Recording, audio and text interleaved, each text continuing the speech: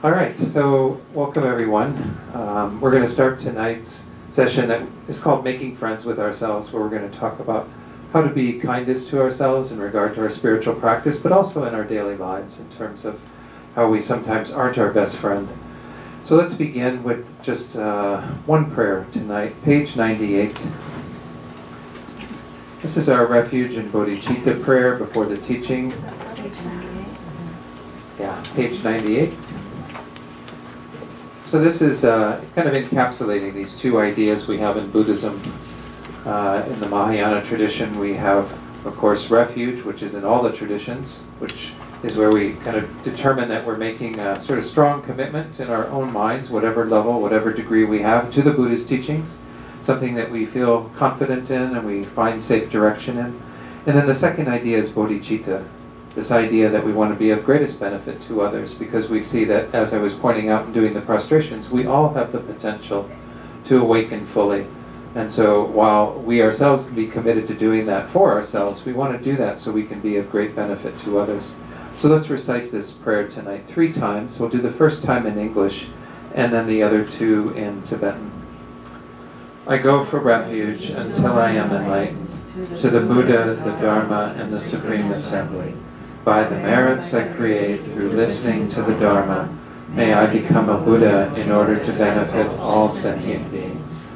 Sangye chodang soki choknam la, jangchu bardu dakni kyatsu chi, daki chunyen gibe sonam gi, dola penchir sangye drupar sho. Sangye chodang soki choknam la, jangchu bardu dakni kyatsu chi, daki chunyen gibe sonam gi, dola penchir sangye drupar sho. Okay, so let's just take a few minutes to focus the mind a bit before we start this session tonight. So just find a good meditation posture. Again, a good posture, one of the key elements will be having the back straight as much as possible. We don't overly straighten the back, but just find that place where the spine is naturally upright. And then also kind of relax into this posture, letting go of any tension you might feel in the body as best as you can. And then for the first few minutes, we're just going to do some meditation on the breath. So the breath is a good object to work with because we have it with us all the time. Breathing in, breathing out. We don't have to fabricate an object to focus on.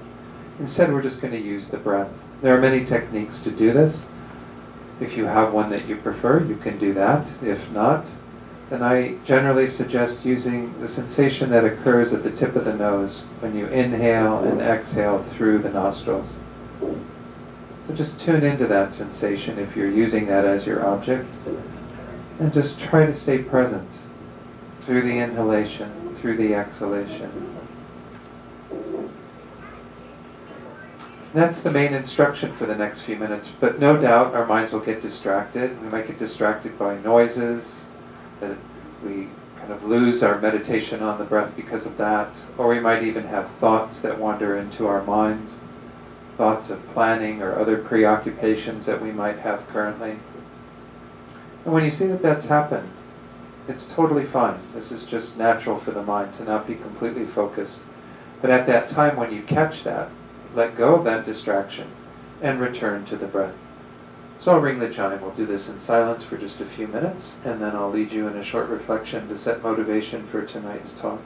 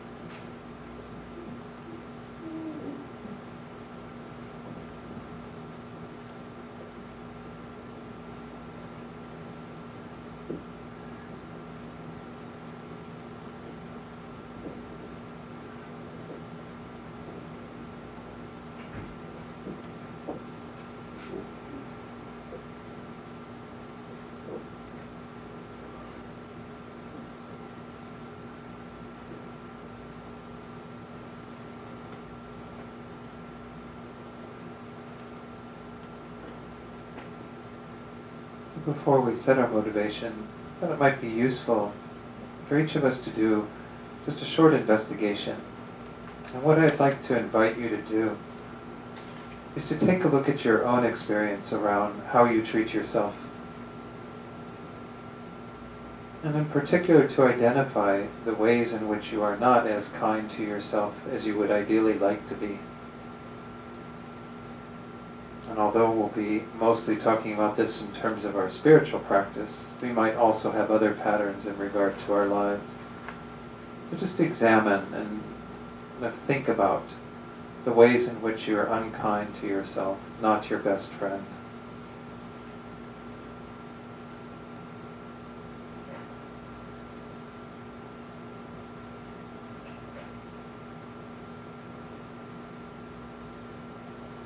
And as you do this, also, if you can, think about why that's so. What has led you to have those attitudes towards yourself?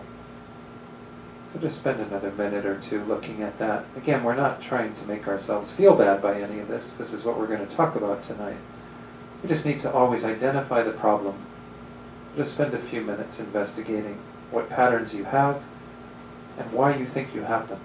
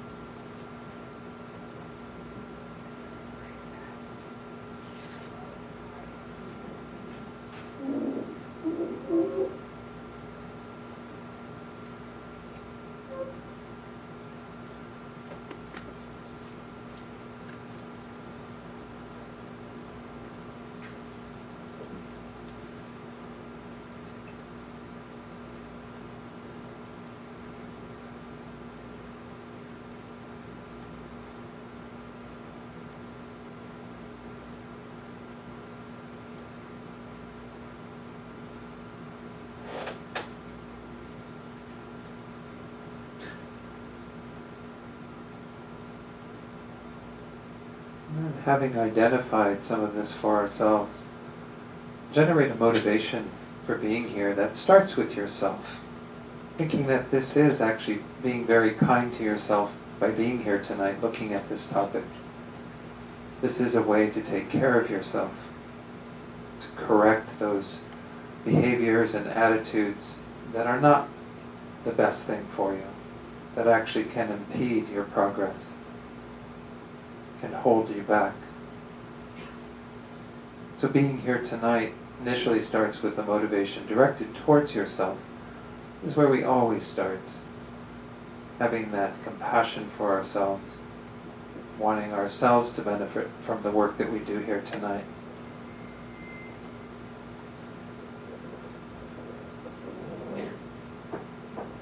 But we know that others are just like us, and no doubt everyone has some patterns of self-criticism, being hard on themselves, and so on. So wouldn't it be wonderful if we could also benefit others by the work we do here tonight, help them to be more compassionate towards themselves, help them to enlarge that compassion, to embrace all beings. And in this way, help to relieve the suffering of the entire world by being here tonight. So just hold these more grandiose thoughts, these larger motivations for being here, thinking that you're not just here for yourself, but for all your friends, all the strangers in this world, all those difficult people even in this world, every single being, trying to enlarge your motivation to encompass all of them, so that the work you do here tonight can also be of great benefit to others.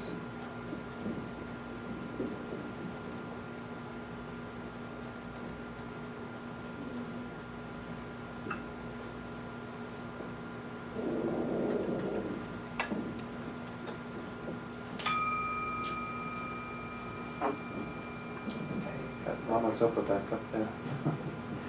My software has been acting strange on my computer, and I thought I fixed it today. But anyway, we'll see how it works for the talk. So, tonight's topic, again, making friends with ourselves. So a number of these, when I'm out on the road now, I just started this is my third year. I actually was here 4 years ago for, no, not 4 years, 3 years ago. It would have been in 2015 was my first visit here. And that's when I first started going around to some centers. But the last few years I've been away for roughly half the year. And a lot of the talks that I do when I'm out at other centers actually started back in Santa Fe where I live about 10 years ago. In 2007 and 2008 we were doing a series every other Thursday that we called The Heart of Practice, and the idea was to take some of the teachings that we have and just really try to make them incredibly practical. I mean, a lot of the times when you come to Buddhist teachings they might sound quite philosophical and you don't really know exactly what to do with all those teachings. So this has been enlarged upon. I think I've even done like a full day on this because it's a fairly large topic and one worth exploring, but I think tonight we'll be able to touch on a good part of this. The prompting for looking at this topic 10 years ago or so was a passage I came across in a wonderful book by John Wellwood, who's a psychologist, and it's called Toward a Psychology of Awakening. And there's this little quote there. Oh, you know what it did? It went back to, let me change the size, because the slide size helps to fit it all on there. Okay, well, let's do the slideshow. There you go. So, John Wellwood says, another major problem for Western seekers is their susceptibility to the spiritual superego, a harsh inner voice that acts as a relentless critic and judge, telling them that nothing they do is ever quite good enough. Again, we see this in our spiritual context, but obviously this comes from the idea of a superego that Freud came up with, that is this part of us that does play that role, that can be very self-critical, that isn't really the nurturing, loving kind of part of ourselves. It frequently is that sort of harsh, judgmental side of ourselves. And so when I came across this passage, I kind of recognized that I was doing this to some degree, being kind of a harsher critic in terms of my spiritual practice. And I thought it was worth exploring. Well, where does this really come from? He talks about it a bit in there, but he doesn't really go into a lot of the sources of this in terms of where does this arise from, what factors contribute to this self-critical mind. And I was wondering if any of you in your investigation before we started tonight came up with anything that you found as to why. You don't have to go into all of the details of your own little superego and how it works and what things you're critical of, or the ways that you're critical of yourself, but anything that you would identify as a cause for that in your life that anyone's comfortable sharing. Anyone? Yes. I think it has to do with society. Society Yeah. just pushes and pushes and pushes that you're not good enough and you're not pretty enough and you're not skinny enough and you're not got too many wrinkles. What's your name? Lisa. Lisa. Yeah. So what Lisa's saying I think is really very true. We have a society that reinforces this idea of a critical view of ourself, our self-image always sort of on display. And I think the whole advertising in this world, we don't really see it so much because the way that things are presented, it's just like kind of flashy and cool and nice, but the implicit message is if you don't have this, you're not there. You're not at the level that you should be or something. There's a lot of that pervades our society. I agree. Societal influences are a big part of it. Anyone else? Yes. Peer pressure. Peer pressure and the competitiveness that comes along with a lot of that, people around us who are, kind of not such good influences necessarily, and then the competitiveness we have with them or with others. This is also a big part of our society. Yeah, any other things that came up for you in investigating that? Yeah, Gina?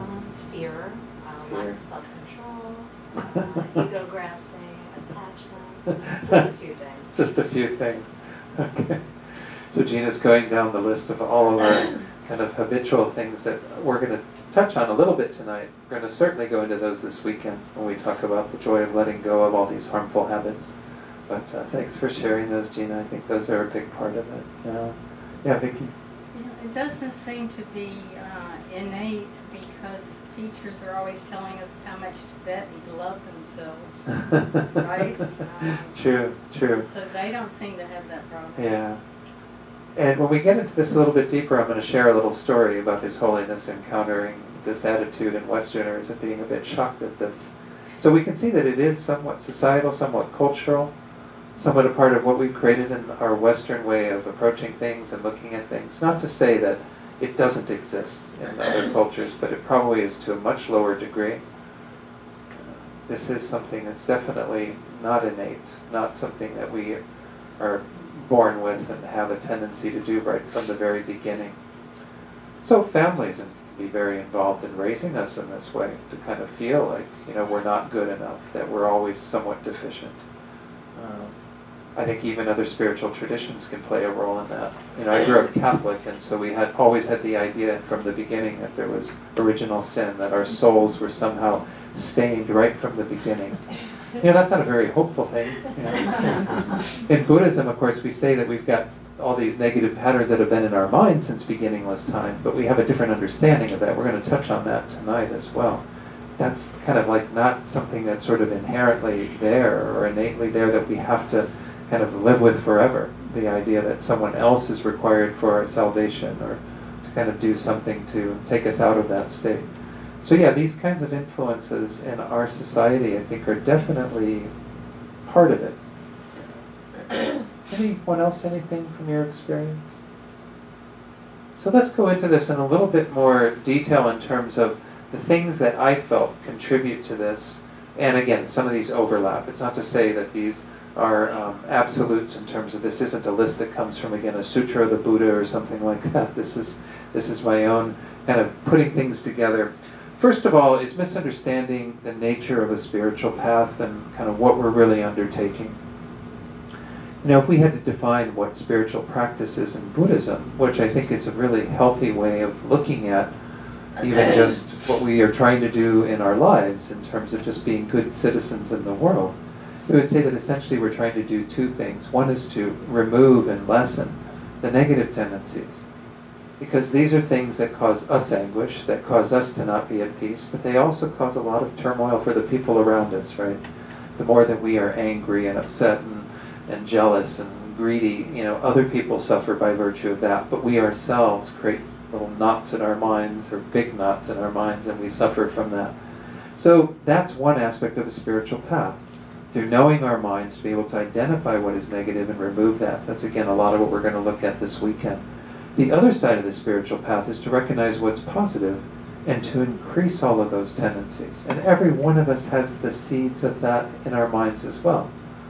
Even the most kind of malicious, evil person we can identify, and I don't mean to kind of make them into that, but the person who shows that kind of behavior still has some seeds of compassion, kindness, and so on within their own minds. But this is a pretty big undertaking. Why? Because according to Buddhist thinking, we've had these patterns that are negative and not developed our positive ones. This has been our situation from beginningless time. So it is a big task. We're not denying that the spiritual path is a difficult one. So we're not denying that it's going to require a lot of work. But in the space of that, we have to be more patient and kind with ourselves. So the first misunderstanding that we have, or the first factor that I've identified, these are in no means kind of in order of importance, is that we really don't get the full import of what we're trying to do on a spiritual path. And even if we're not practicing the Buddhist path, I don't think we even get, just as ordinary people in the world, how difficult it is to change our minds. Now, not to say that we could certainly have some factors that help us to do that. We're not completely alone in trying to change our minds. But our tendency is to think that once we come to something like this in Buddhism and hear about this, is that we're going to be able to turn on a dime. And suddenly, we're going to be very compassionate, kind, caring people. And we get really disillusioned by the fact that we still have so many negative patterns. Well, you've strengthened those, again, not just in this lifetime in Buddhist thinking, but in countless lifetimes. So you've got a very deeply kind of, deep groove in your minds. It is like kind of the groove of anger, or the groove of jealousy. And you tend to fall into that groove simply because it's very, very wide. Well, our spiritual path is about closing that up by discontinuing those thoughts, and then having other thoughts, different grooves, more positive ones that we fall into much more naturally because we become more inclined. And this is, of course, based on the idea that our minds have the ability to change and will change according to what they're most familiar with. There's this wonderful quote from a great Indian Buddhist master, Shantideva, who says, "There is nothing whatsoever that doesn't become easier through the force of familiarity." But of course, we don't recognize that that familiarity does take time. We do have to kind of invest in it. So this is kind of the first thing, is that we get a bit of that short-term perspective, thinking that we have to make progress immediately, not really understanding that we're trying to change our minds in very profound ways, ways that are contrary to how we've been thinking and the attitudes that we've had and so on, the perceptions we have. Another tendency that we have, which again could be somewhat cultural, could be somewhat, in our society, is the idea that, at least in the West, I do find that we tend to hone in on the negative things that we have and not appreciate the positive quite as much. This is just, again, a pattern that has developed in our culture and our society. Let me read a little bit more from what John Wellwood says on this in his book, what was it called again? Toward a Psychology of Awakening. I'm always forgetting that title. Let me pull that up real quickly. Because he continues, after he talks about this idea of the spiritual superego, he goes on then to talk a little bit more about what this looks like. He says, spiritual seekers who try to be more unemotional, unselfish, or compassionate than they really are often secretly hating themselves for the way they fail to live up to their high ideals. This makes their spirituality cold and solemn. Their self-hatred was not created by the spiritual teaching. It already existed. But by pursuing spirituality in a way that widens the gap between how they are and how they think they should be, they wind up turning exquisite spiritual teachings on compassion and awakening into further fuel for self-hatred and inner bondage. This raises the question of how much we can benefit from a spiritual teaching as a set of ideals, no matter how noble those ideals are. Often the striving after a spiritual ideal only serves to reinforce the critical spiritual ego, that inner voice that tells us we are never good enough, never honest enough, never loving enough. In a culture permeated by guilt and ambition, where people are desperately trying to rise above their shaky earthly foundation, the spiritual superego exerts a pervasive, unconscious influence that calls for special attention and work. So the idea here is that, we do have that tendency to just be very, very critical. To look at what is all deficient. It's the whole idea of the glass half empty versus half full. And of course, we'll look at some of the antidotes to this, the way that we ourselves need to reverse those tendencies. I talked about earlier about kind of authority in our lives, parents, society at large, the people who frequently are kind of giving us these messages.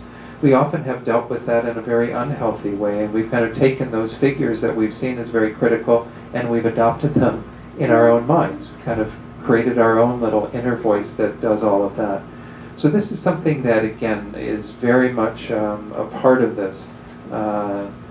It's interesting because sometimes I meet with people to talk about things in their spiritual practice, and I try to be very gentle with people when I meet with them, and I never use language that makes it sound like there's something that they're required to do, or that make them kind of harder on themselves. But yet some people come up to me and they say, "Oh, I've been doing what you told me I'm supposed to do," and it's like, well, that's not quite how I put it. I try not to do that. And so I think that a lot of times people hear these teachings in Buddhism, it's like you're supposed to be that way. I mean, I know I heard that certainly in the Catholic tradition, and sometimes we overlay some of that as well, again, coming into these other teachings. Again, these points that I'm making are all a bit tied together. They're just different ways of looking at it. Of course, when that tendency to look at the negative becomes a pattern, then it's what we call kind of low self-esteem, what we even might call self-contempt or self-loathing, self-hatred. I mean, all of these really, it's amazing we have that many words for that, whereas for self-compassion we just have that, it seems. We don't really have that many other words to talk about caring for ourselves in loving ways. But we have a lot that demonstrate how, in our culture, we tend to have a lot of emphasis on ourselves in a very unhealthy way. And of course, we talked about, as part of our discussion, just a short while ago, all the reasons why this comes up. all the various factors that influence a lot of this in our society and our world. As I mentioned, His Holiness the Dalai Lama, he met with Western teachers. There's this story that I think was in the 80s. This was one of his first meetings with Westerners. And many of the teachers there was a woman named Sharon Salzberg, who many of you probably heard of. She's got a lot of Tibetan Buddhist teachers, but she primarily is with the Insight Meditation Society. It's more of a Vipassana tradition. But she asked His Holiness, she said, that she deals with this issue of low self-esteem with so many of her students, and she wanted some advice from His Holiness about how to deal with this. And His Holiness couldn't get the concept that people hate themselves. Because in Tibetan Buddhists, those of you who've been around Tibetan Buddhism, we frequently use this term self-cherishing, like the fact that we tend to be very self-centered and self-focused in a way that we take better care of ourselves than we take care of other people. That we are blind actually to the needs of others because we're so focused on ourselves in that way of kind of loving ourselves too much in a kind of unhealthy way. And so His Holiness took a while to just kind of get this idea, because I guess it's, again, not so prevalent and not something he'd really come across. But what's interesting is the more that he thought about it, the more he recognized that it actually is the same pattern. It's just different kind of information that comes in together with that. We become still quite self-centered and self-focused. It's just instead of putting ourselves up above others and thinking we deserve to be treated better, we put ourselves below others and somehow think that we're less worthy, less deserving, what have you. All that language that goes along with self-hatred, self-contempt. So we have a lot of emphasis in our culture on perfection, our wish to be the best, the competitiveness that comes up, the peer pressure that we have from other people to act in certain ways, societal influences that guide us in many ways. So low self-esteem is at a pretty high level in our culture. We all grew up with it to some extent, and hopefully most of us have transcended some of that, but nonetheless, in our spiritual path, we can often fall back into that. So certainly this is something that we need to look at, is this kind of negative self-appraisals, the way in which we look at ourselves and don't think the best of ourselves, that follows from having been focused on the negative that we just talked about and so on. Any comments on any of these so far?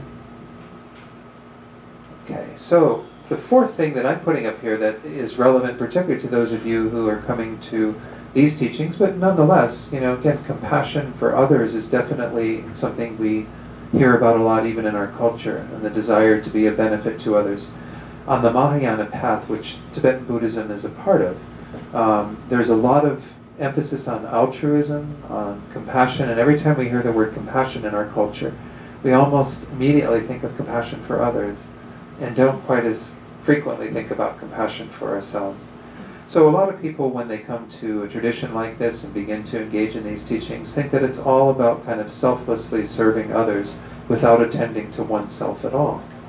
And so we have a lot of that kind of thought process that informs us as well, that feeds into this spiritual superego, and thinks that being kind to ourselves is almost being self-indulgent, that taking care of ourselves is not the appropriate way to take care of others.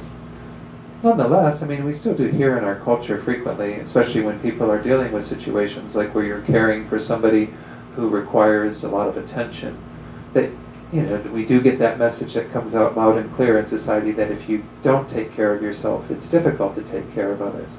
And even in our Mahayana path, as we're going to see when we look at this in more detail in terms of how we address these, there is that aspect that we have to begin with compassion for ourselves and taking care of ourselves. That this is the only way that we're going to be truly capable of caring for others to the extent that we would like to. So there's a lot of confusion when people come in and they start hearing kind of all this self or this other-directed, compassion, that they start thinking that compassion towards oneself is selfish in some way, and it really isn't. It can be distorted, certainly, as we do see at times. But we do have to show that genuine self-concern. So we'll look at that as well. Then a fifth thing that I put out there, again, not to say that any of this is absolute, but this is another thing that certainly feeds into it. We already talked about this a little bit. Judging and comparing ourselves and others, thus making the spiritual path into a competition in the same way that our regular lives are a competition. They call it the rat race for a good reason, right? because we're all just like racing each other for what, you know, to achieve more, to get more, to have more, to be more. And of course, you know, in the spiritual path, this is not the healthiest way to go about it. This can be actually a very harsh force to follow as well. You know. So this is, again, something that can be, especially when we judge ourselves and we kind of dwell on our imperfections, that we compare ourselves to others and feel like we're deficient because we can't sit as long comfortably as them, or we somehow can't get the concepts that are being explained quite as easily as the other people in the room. So again, it's not a competition.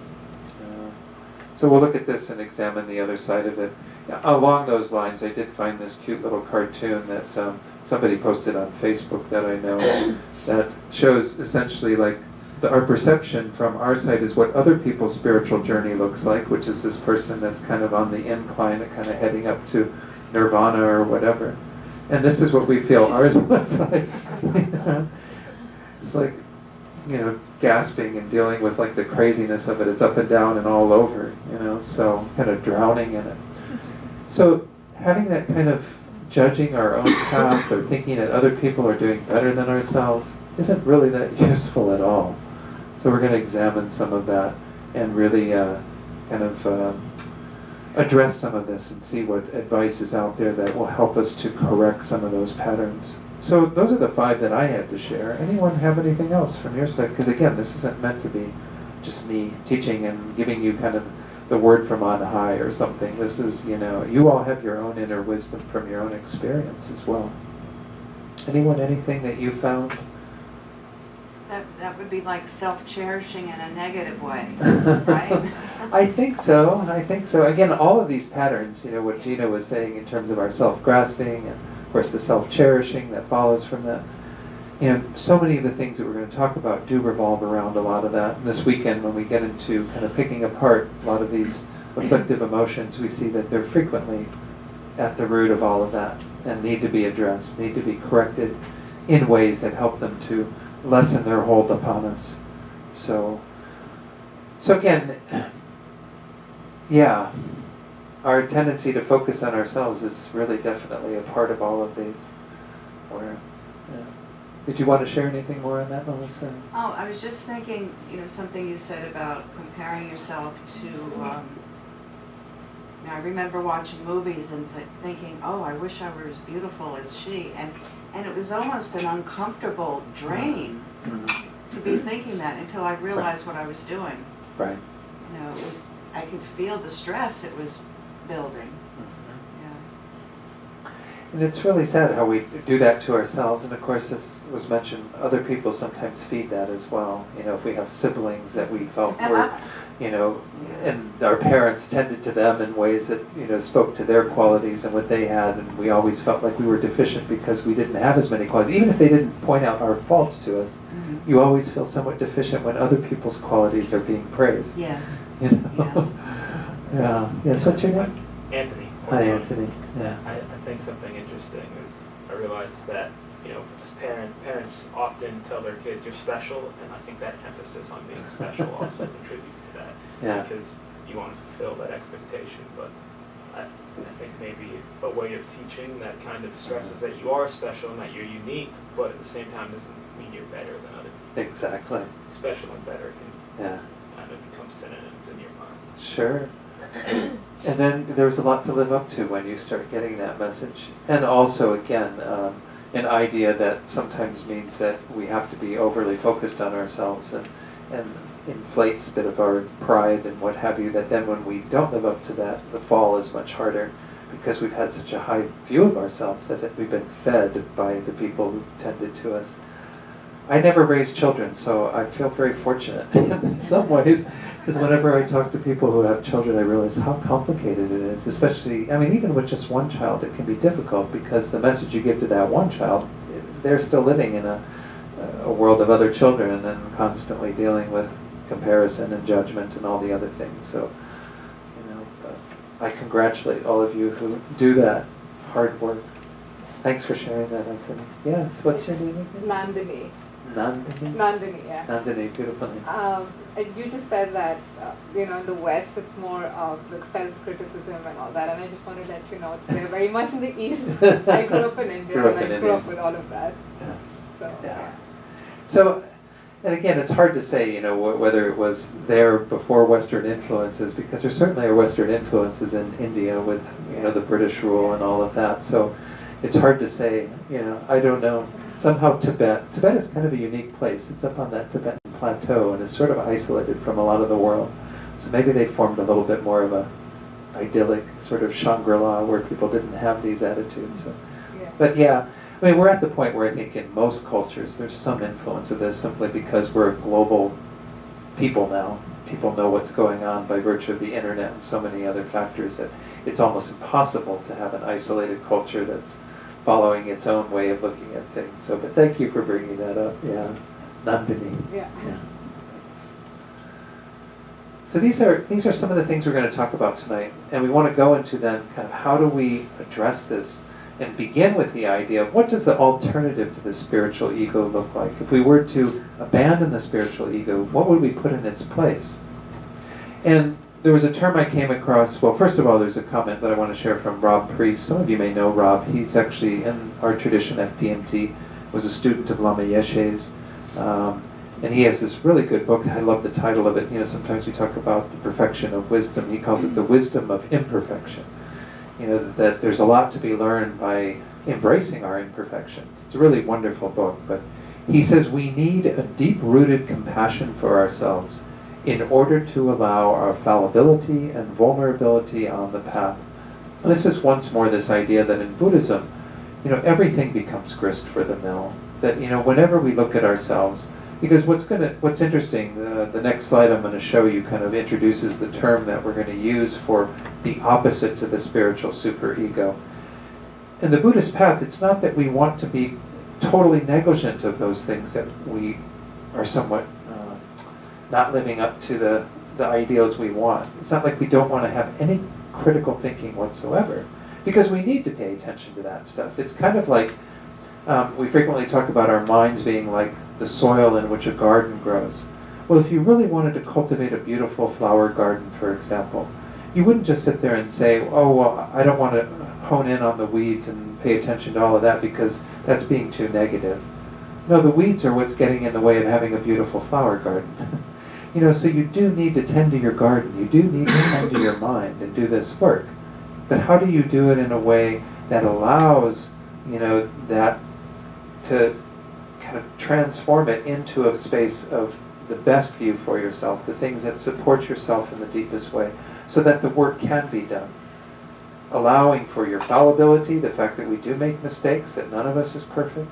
Allowing for our vulnerability, that we are kind of dealing all with this sort of soft spot, this place of some harm and woundedness and what have you, and to be open to that, and to hold ourselves, embrace ourselves within this compassion.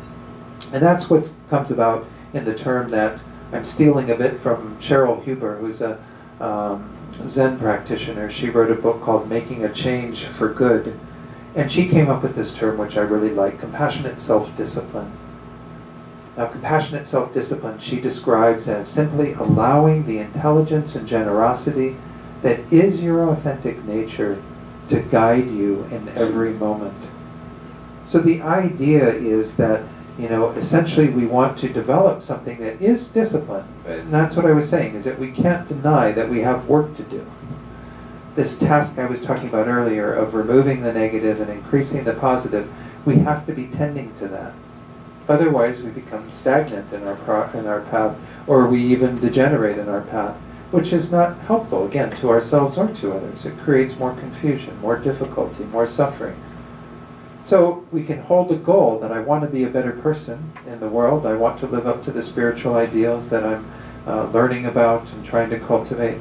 But I want to do it in the space of this compassionate self-discipline. Being very kind to myself in the midst of moving along.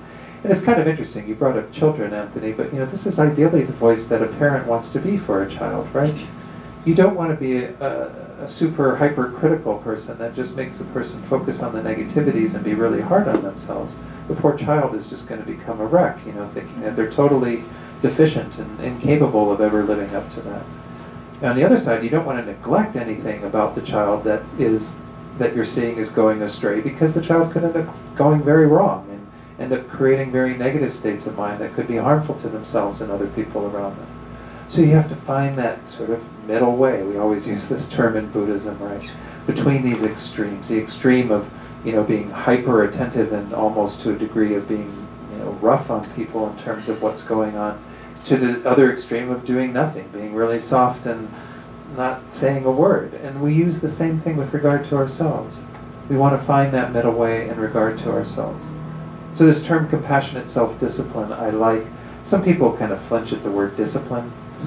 I grew up with a father in the army, and it seemed like discipline was, a word that we heard frequently. But nonetheless, I still like this word, because it's showing again that there is something that we have to be tending to. We have to discipline ourselves. And we can't just live like crazy people all the time, just not paying attention to what we're doing or what have you. We have to actually be much more disciplined, but do it in this kind way. So any comments on that? Is everyone okay with this term? If you have a better term, I'm open to it. Yeah. No better term. I think, I often think, like, how, I know it's a process and a struggle, but I also think, how do I do this every day? Like, I feel, start the morning pretty strong, passionate self-discipline. I go to work, and then by the time I get to the car to drive back home, it's gone. It's gone. Well, we'll talk about this more, kind of how we support this, how we make sure that we get the patterns that help that to develop and to sustain it. And it's not easy to sustain these things. Again, a lot of this depends on the strength of our spiritual practice, but even the best practiced of us will have days where it all goes south, simply because the factors are so overwhelming that we deal with. So let's take a look at these. Kind of what steps do we take to address this situation? How can we become our own best friend on the spiritual path? How can we develop this compassionate self-discipline? So what I've done is I've taken each of the 5 points that I made previously, so they're up at the top there of each of these slides, and we're going to just talk about a few points that I think can be useful. And again, as I introduce these, the pattern that's faulty that contributes to that spiritual superego, I already kind of talked about a few of these, but hopefully we'll be able to talk a bit more on each of these. First of all, once more, be clear about what we're actually trying to do in our practice. Sometimes I use the analogy for what Buddhism is asking of us, and maybe this sounds discouraging, but I think it's realistic. The analogy I use is that if you're on a boat, on a river, so a river's got a current to it. It's not a lake or something where you can just kind of deal with the waves from the wind or something, but you're dealing with a current. And we're on a current that we've kind of created. Well, the first job is to get the boat to go in the opposite direction, because we've created a current that's flowing in one direction, and we're trying to flow in the opposing direction. But the deepest work is to get the water to flow in the other direction. So maybe that sounds discouraging, but nonetheless it's speaking to the fact that, the first step is to turn against the habitual tendencies that we have. And we'll talk about that a bit more this weekend. But eventually we want to do the deeper work that moves it all in an opposite direction. That is kind of opposing those things at the deepest level. So this is to give us some space to recognize that what we're trying to do in our spiritual practice is actually pretty monumental. We have to accept that it takes time. One example that I share frequently, that a gentleman that I work with in Santa Fe, he gave me permission to use this when he came to me the one time, and he shared this story with me. I said, "Can I use that in a teaching?" And he said, "Sure, use it as much as you want." He was dealing with some anger issues and trying to confront his anger, and I was trying to give him some advice about how to work with things. And so one day out in Santa Fe, there's down by Community College, there's roundabouts. You guys have roundabouts here, some places, right? Kind of annoying in some ways, but they really work in other ways, But anyway, he comes to this roundabout, and there's a car that's coming around, and he decides, he probably had time to get in before that car, but he decides to be polite and wait. And the guy behind him didn't like that at all. Started honking on his horn, and you could tell just really angry and screaming and everything. And he looks in the rearview mirror and he sees him, and he goes like this with his hand up, and that's as far as he got. He didn't extend his middle finger. And he shared this story with me, and I was like, "Congratulations, that's great. You know, you got your hand up, but you kept that middle finger from coming up." You know. So I don't know what the person behind him thought he was doing. Maybe he saw the middle finger anyway because he was used to seeing it. Who knows? But you know, this is kind of showing that he's making progress, and that's the type of progress that shows that you're doing the work. Is when you get interrupted somewhere in the continuum. But I'd say it's even good if you can recognize it after you've given the middle finger, after you've flipped them off, and you go, "Oh my God, I just did it again." You know, I just followed that pattern. That's already incredible because most people don't even think that. They feel totally justified in having done that, right? You know, whereas if we're trying to practice a path of removing our anger, lessening it somewhat, that's a really good way to just measure our progress. Is how soon can we catch it? You know, they always talk about catching it right in the moment that it begins to arise. Well, it's good if you can do that, but most of us aren't going to catch it that quickly because anger starts, we're on that current, and it's just taking us right down that river. So this is something that we have to understand about our spiritual path, is to really, you know, it does take time to do this. A second point that I think is really important to address this idea of what we're undertaking in our practice is to take time to recharge and relinquish the work when needed. They actually say that this is in the traditional stages of the path teachings. They say this is one way that we keep that kind of healthy joy and exuberance for what we're doing, is to recognize that although it is a 24/7 proposition, Buddhism is about working with our minds all the time, nonetheless we do have to take time to kind of recharge, to give ourselves that space, you know, to be kind to ourselves in ways that might look like pampering to some of us, but it's not about self-indulgence. It's about making sure we tend to ourselves, getting enough sleep, you know, making sure we're well fed, making sure that we've kind of managing ourselves in terms of a lot of those things so that we can do the other work. So know that there are times when it's important, you know, to relinquish the work, do everything with the right motivation, you know, but nonetheless take care of ourselves in what ways are really good. Lama Zopa Rinpoche frequently talks about how there are no vacations in samsara. You know, we mentioned this the other night, right? So it's not to say, though, that we can't, you know, use the time off that we have, whether it be a full vacation or whether it just be a part of our day when we rest, and just do that in a self-nurturing way, recognizing that this is hard work to be attentive to our minds 24/7. And then the final comment, though spiritual work is hard, we don't have to be hard on ourselves. Really recognizing that we have to be just kind of measured and steadfast, kind of do what we can to be very patient and accepting, you know, not beat ourselves up. It's very easy, you know, to do that. But any comments on that?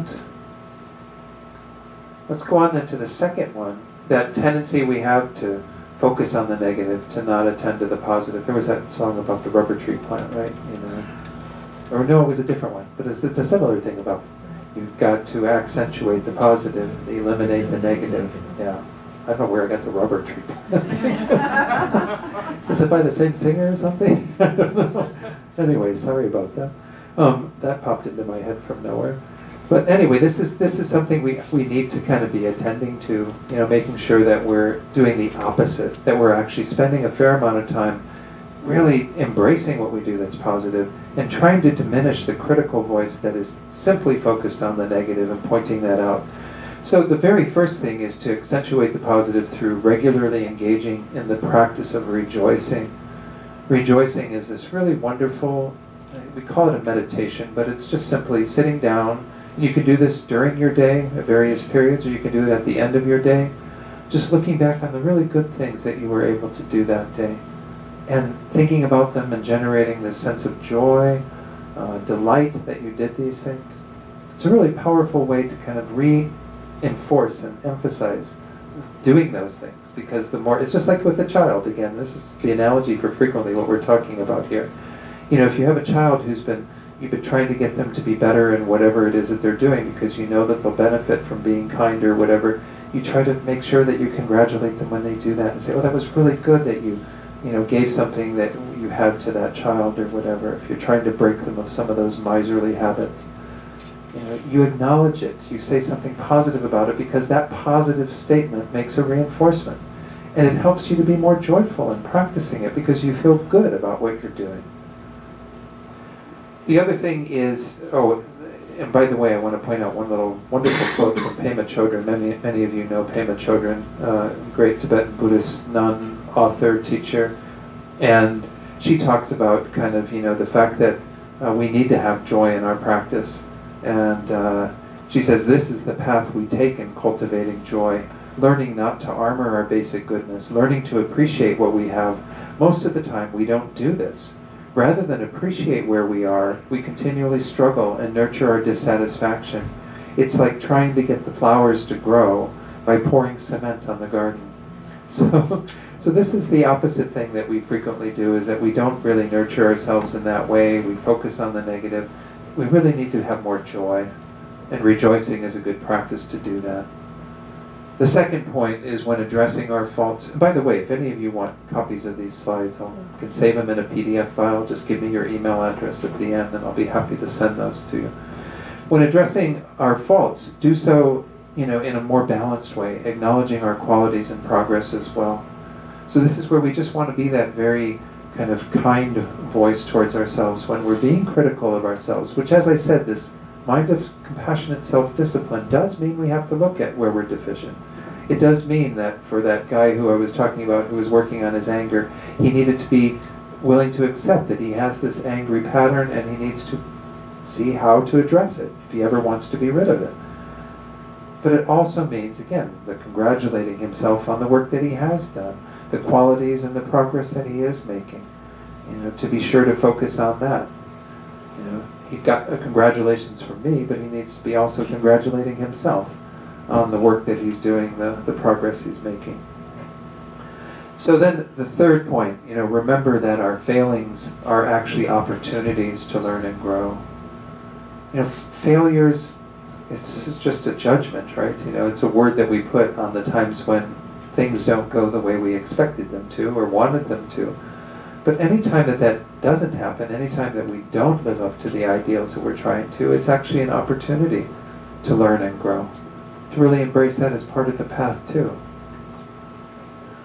Again, all these things, again, those of you who are parents probably know this better than me. This is what we try to do with children too, I think.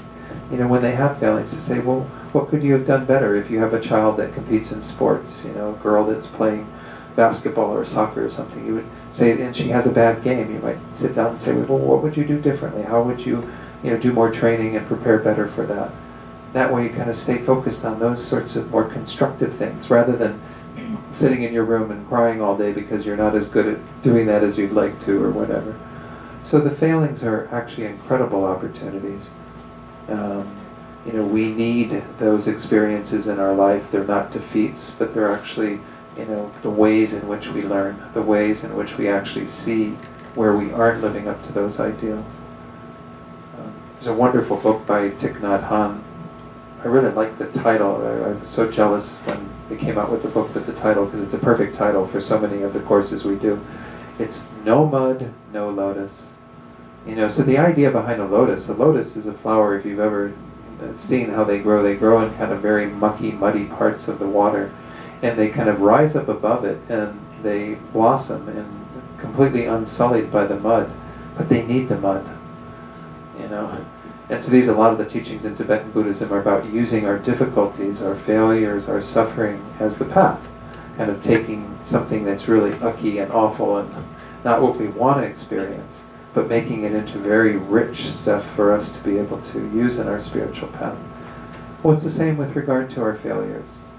We can't have the lotus without the mud. You can't have, those wonderful qualities that we're trying to develop and the spiritual progress that we're making on the path without the difficulties, without the failures, without those things that we tend to be critical of ourselves, but we don't have to be because they're actually amazing opportunities. Is there any other comments on that second one? Okay, let's go to the third one. The third was this idea of how there is a very prevalent attitude of low self-esteem, self-hatred, self-contempt, and so on in our culture. And so how do we address that? What are the sorts of things that help us to move in the opposite direction?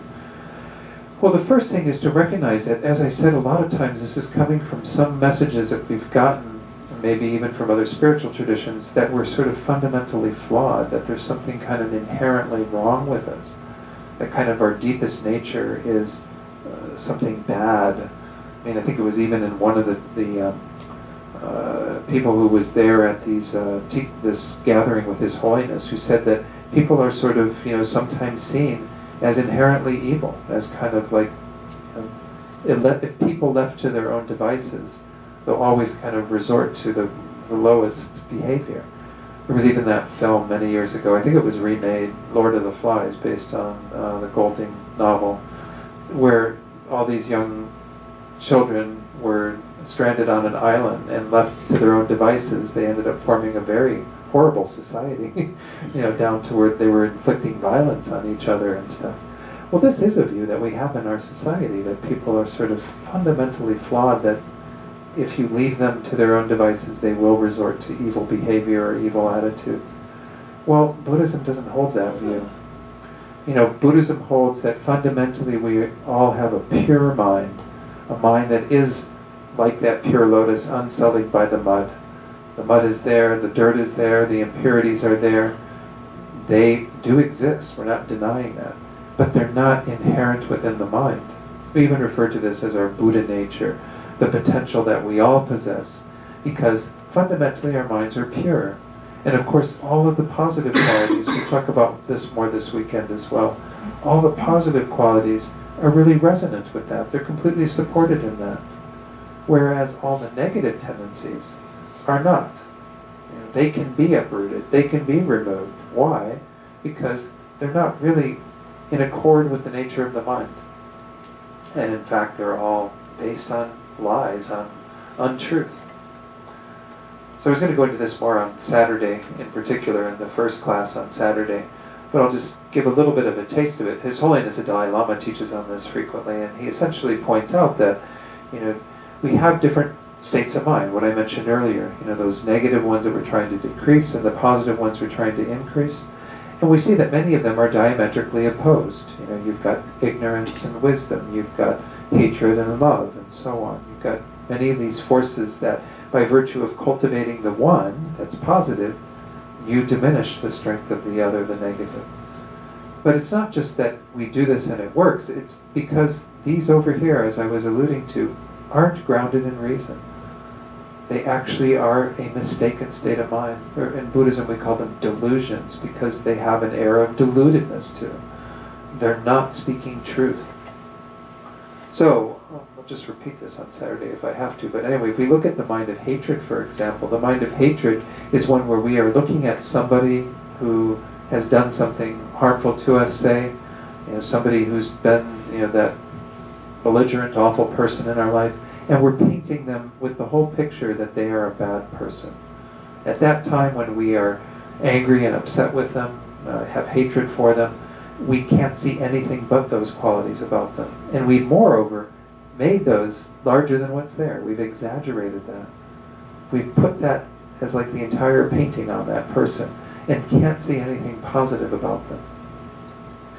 Well, this is already showing that you're not grounded in reason. Is that person, whoever that is, whether it be a political leader or whether it be the neighbor who's really, belligerent to you, whoever it is, they're not completely negative. They don't have just faults. They don't have just these distorted states of mind that they're exhibiting. That's how they're exhibiting at that time, but that's not who they are in their totality. And I'll point out that, if you think about the time when you were when you were the person who was upset at someone else or doing something really belligerent towards somebody, because we've all done it at one time or another, unless there's like an angel in the room. So we've all been, kind of think of when you were at your worst. It's kind of painful to think about that. But when you were at your worst and somebody was witnessing you and kind of receiving your wrath and your craziness, would you want them to think that that's who you are in your totality? No, so we know we're not that way when we're doing that. So the person that we're angry at isn't that way when we're doing that. No matter how much they exhibit, we know that there are other aspects to that person. That person does have aspects of love and kindness and compassion. We're not receiving them at the time, but it doesn't mean they don't exist. So the mind of hatred is not valid. It's not founded in reason. Now let's look at the mind of love, which is its opposing force. The mind of love is grounded in reason and truth. Because the mind of love, we're not talking romantic love here or anything, we're talking about the mind that in the face of witnessing another being, we only have thoughts of wanting them to be happy. We only have thoughts of their well-being. Our heart's kind of open to them. We can have that towards any being, we can have that even towards ourselves. But it's completely grounded in fact, because the being that we're looking at, we're not seeing them in any distorted way. We're simply acknowledging that they're a being that wants to be happy, and we're generating a sincere wish that they be happy. It's a completely truthful mind. There's nothing wrong with it. It's not distorting it in any way. Now, of course, if we start talking about romantic love, well, then that's a distortion, because we're doing all kinds of stuff around attachment there, but that's another story. When we have this genuine open-heartedness, kindness towards another being, it's completely in accord with reality. So this is what Buddhism is based on, is the idea that everything that pollutes the mind is diluted, is not grounded in fact. Whereas everything that kind of supports our development and who we are at our deepest level is grounded in truth. And our path is one of discerning that truth and strengthening that truth and all the emotions that are supported by that truth, that are positive in nature. And by virtue of that, diminishing the strength of those that are negative. You're kind of doing both. You're counteracting the negative and increasing the positive. But this is all in the context of the mind, and the mind is fundamentally pure, which means that all of those things that are positive can be held within the purity of the mind without any problem, because they're in truth. They're in truth with the deepest nature of the mind. And all the things that are negative are totally in discord with that. So this is the principle of Buddhism, of what we're working with. So when we have times when we're thinking of ourselves in terms of feeling that, identifying with that deficiency, that delusion, well then it's important to disconnect from that, to see that that isn't who we are. They even advise using language like, if we see ourselves getting angry, we don't think, I'm angry now, we think, oh, there's anger in my mind. It's just a way of recognizing that it's just simply something arising from its causes and conditions, and it can be deflated by addressing its causes and conditions, by changing it. You are not an angry person. You're a person who has anger going through their minds like all of us do. At your deepest level, you're fundamentally pure. Your deepest level, you are in resonance with all of these positive qualities of love, kindness, compassion, and so on. So the second point on here is to recall that our situation is always workable, and this is an important thing to understand once more, is that we have a tendency to put ourselves down to that level, to have that low self-esteem, but the reality is that it's all grist for the mill, that everything that we encounter, everything that's going on, speaks to the ability that we have to use the situation to develop our qualities. These self-loathing thoughts, of course, aren't based in reality then either, because we all have the potential to change, to address the things where we do feel deficient, and to move in a more positive direction. Master Shantideva, who I mentioned earlier, has this wonderful verse that His Holiness frequently cites, that's in the 6th chapter of that same text, that the other one I quoted, where he essentially says, if there's something we can do about it, why be despondent and dejected? Do something about it.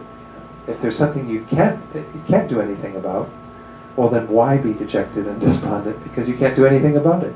So it's essentially saying that, our situation is the first one. Our situation is always to some degree workable, even if we can't do anything about what we're facing.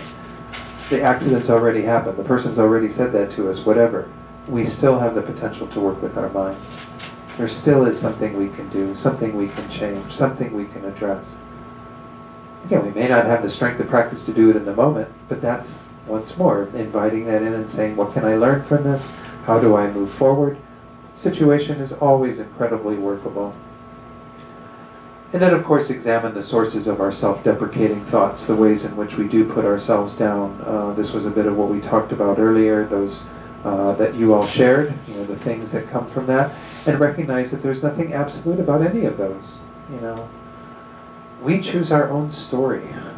But we may have been influenced by the stories we've been fed through our parents, through society, through advertising, through whatever. But Buddhism is a different story. And of course, it's, in my estimation, not just a story, like meaning a piece of fiction, but it actually can be grounded in our examination to come to understand that this is a much more valid story to subscribe to live our lives according to. And in the space of that, there's no room for self-loathing, because we actually have this incredible potential. We actually can develop our minds to that extent and become a Buddha. One little comment I want to throw on in here in terms of this topic is another term that I don't know if John Wellwood coined it. It's in his book that I mentioned, Toward a Psychology of Awakening. And it's this idea that's called spiritual bypassing. Has anyone heard this term before? I'm going to share on the next slide what he says about this. He describes spiritual bypassing as using spiritual ideas and practices to sidestep personal, emotional, unfinished business, to shore up a shaky sense of self, or to belittle basic needs, feelings, and developmental tasks, all in the name of enlightenment. So what he noticed is what was happening to a lot of Westerners is when they came to these teachings, because of course he was a psychologist too, so he was seeing frequently people who were embarking on Eastern traditions, particularly Buddhism, and seeing what they were doing. And they were doing this bypassing thing, meaning that they were taking all the work that they should be doing to address some of the things that need to be addressed in probably a Western psychology context as opposed to an Eastern psychology, and bypassing all of that, thinking that if they just subscribed to all the spiritual ideas that they were hearing on this path, all of that would go away. Well, all that doesn't go away. I mean, it's still there and needs to be addressed. And so, the advice that's frequently given is that they just rely upon some of the tools that we have in Western psychology. It's kind of interesting, Eastern psychology doesn't in any way negate Western psychology. There's two different states of mind to some degree, not that it's absolute again, because we see nowadays Eastern, Western, everything has gotten very, influenced by each other. But nonetheless, we see many of us who grew up in a Western culture like this, that we have similar patterns, that many people go to therapy for and see psychologists in order to be able to address some of what's transpired in their lives. So, John Wellwood says, when people use spiritual practice to try to compensate for low self-esteem, social alienation, or emotional problems, they corrupt the true nature of spiritual practice. So, in other words, you have to have, as Rob Priest describes it again, who is also a psychologist, I mentioned his name earlier, he says that we have to have kind of a healthy sense of ego to begin our Buddhist work. And so it is good, those of you who feel like you do have some patterns that you've been working with a therapist on, or that you think would be good to work with a therapist on, do that work first. And then Buddhism will be so much more beneficial because you will have developed a healthy sense of self, a good self-confidence that will be the doorway for you to be able to use the Buddha's teachings in a much more constructive way, rather than thinking that all of that's going to just get dealt with by applying these teachings. Instead, you're just bypassing. So I found that a really interesting idea in his text, and I thought it was worth sharing, since I'm primarily teaching to Westerners and people who have that. So definitely keep that in mind if that is your situation. Any comments? Yes, I Melissa. think it's a healthy way to cope with problems. Absolutely. And the differences I see, there's many differences. I don't want to, not an expert in Western psychology either, but we can certainly see that the psychology of Buddhism is one where we can do this work that I was mentioning of completely removing what's negative and completely enhancing what's positive. If you went to a Western psychotherapist and you said, I'd like to be free of all my anger, all my delusion, all my jealousy, and I want to be completely compassionate, loving, and kind, and they'd say, well, I'm not sure I can help you get there, but I can help you to have a bit more manageable anger, an anger that doesn't flare up, and maybe have a little bit more kindness. And And there's a lot of emphasis, and I'll go into this too on the weekend, on positive psychology and Western psychology these days, and the need to complement the work on addressing those negative tendencies with enhancing the positive ones. So there's a lot of commonalities, and it's good, absolutely. I certainly, the people that I do work with one-on-one, I'm always encouraging them to not consider Buddhist psychology as it, that there's a lot of good things they can benefit from in Western psychology. So absolutely. Let's go on then to the fourth one, which is where we get into a bit more on self-compassion. And this was that idea that we frequently are a bit confused about what the spiritual path is in terms of the Mahayana. And again, this Mahayana tradition, I was talking about this on Tuesday night, but there are essentially two tracks that the Buddha taught, if you will. One is what is frequently called the Hinayana. Professor Robert Thurman has a nice way of translating that. He calls it the individual vehicle or the individual path. The idea being that the person who follows that track is mostly focused on themselves and their own liberation, which is a complete path that the Buddha taught. It's like somebody who is going to make sure that they take really good care of themselves to get to that place, to get to nirvana. In the Mahayana, we're about kind of going beyond that. He translates that as the universal vehicle. The idea is that we then generate a more universal concern.